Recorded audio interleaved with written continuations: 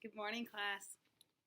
Thank you for being patient and understanding last week while I was sick. I'm feeling a lot better, and I'm excited to continue reading from the epic fail of Arturo Zamora. Chapter 21, Memory Games.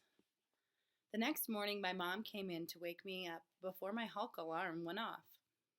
Up, up, up, she said, but I just rolled over and buried my head in the sheets. Arturo, vamos. I want to get to the restaurant and make a list of the things we need to buy. But you said we should take this week. You said we should take this week to chill. I popped my head out momentarily while my mom tapped my leg. Yes, and one of the things Abuela would have wanted was for you and me to cook a wonderful meal together for the entire community. So we need to plan. I dragged myself out of bed. Here, my mom said, handing me a chef coat. Abuela had this made for you. The coat had my initials on it. When did Abuela do this?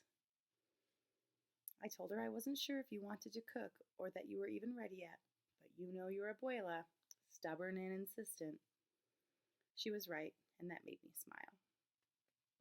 I got ready and followed my mom into the kitchen.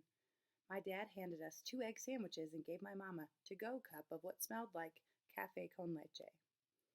Could I get one of those, I asked, because there's nothing better than sweet Cuban coffee with warm, condensed milk in the morning. It's like regular coffee's fun-loving cousin. My dad raised an eyebrow at me as he slid another to-go cup across the counter. I sipped it and my senses heightened. Ah, yes, I was ready for the day. And now we see one of these little breaks. When we arrived at the restaurant, my mom got out of the car to place a black bow on the door. Un crespon, she said, tying it around one of the handles. It's how businesses remember the departed. We put up a sign outside saying that Abuela had passed away. Reading it made me feel as horrible as when my mom had come into my room to tell me right after it had happened. We got back into the car and Mom motioned for me to take out the notepad and pencil she always kept in the glove compartment so I could take notes as she dictated the menu. We went to every local farm and vendor and ordered all kinds of fresh ingredients. Every place we visited had the same reaction to the news about Abuela. Manny, the farmer we bought our fruits and vegetables from, held my mom for like 10 minutes. He gave us all the produce we needed and didn't charge us. I will be there on Sunday, Doña Caridad, with my children and grandchildren. Manny wasn't the only one who contributed to Abuela's memorial dinner. Alfredo and Melinda Ortega, our butchers, gave us all the chicken, beef, and pork my dad's pickup truck could carry. And then they followed us to the restaurant and delivered more. Doña Veronica was the first restaurant who picked our humble farm over the larger chains. The gratitude we have for her can never be repaid. It was amazing to see an entirely different group of people express their love, sadness, and appreciation for Abuela. I never thought about the farms and businesses the restaurant bought supplies from and the people who owned those businesses. She didn't care that it was a little more expensive, my mom told me. She wanted to support her neighbors. Your Abuela was ahead of the game. She invented farm to table. All week was like that. Hugs, tears, and lots of donations from the memorial. And the best part was, I didn't hear anyone talking about Wilfredo or People Place anymore. I think Wilfredo noticed because he mentioned Abuela's passing in a newspaper interview. When Aunt Tootie read the article, she reached a new level of hysterics I hadn't known existed. The week went by fast. In between planning for the memorial, my mom made good on her promise. We all spent time together doing things Abuela enjoyed.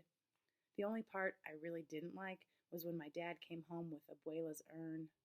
I felt a lump in my throat and couldn't believe Abuela was stuck in that vase forever. Carmen suggested we scatter her ashes, and I agreed it was a good idea. But we might get in trouble, I said. So, what are they going to do? Make us scoop the ashes back into the urn?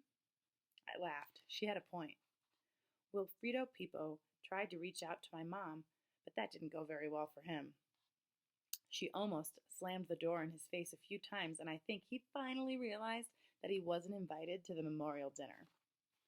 "That's not very neighborly of you, Miss Chef." "We're not neighbors," my mom said coolly. "You don't live in this neighborhood. Plus, I know you only want to come as a publicity stunt." Wilfredo cursed and said we'd be sorry after the vote.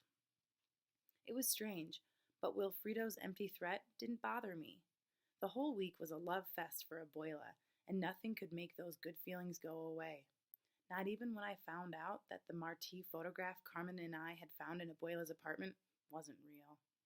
Mop's dad said it was a very convincing look-alike, but the photo just wasn't old enough, and Marti had never stopped at Canal Grove. When I gave my mom the photo and told her the bad news, her reaction surprised me. "Oh, I remember this. Your aunt and uncle and I were just kids," she said. "Abuelo dressed up as Jose Marti one year and read poems during dinner at the restaurant. It was so much fun." She hugged me and ran her fingers through my hair.